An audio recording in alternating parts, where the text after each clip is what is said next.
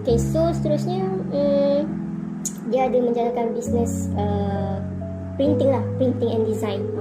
Dia seorang multimedia person, and then aku not really IT lah, tapi boleh lah. And then kita orang collaboration lah together, but memang design kat Mak memang mantap lah. Dia memang dah biasa dah bertahun dah dia memang jalankan bisnes printing, and then dia memang ambil order lah every month, every year. Memang setakat ni dah 2 tahun yang dia betul-betul komit dah, dia cakap kan. So daripada tak komit, insyaAllah lepas ni kita akan lebih komit lah, kita akan lebih mengejar target. And then seterusnya kita plan terbaru kita nak buat mesin ice cream. And then insyaAllah lah kita akan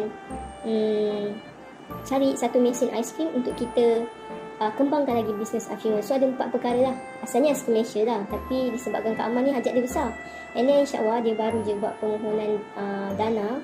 Jadi kita sama-sama doa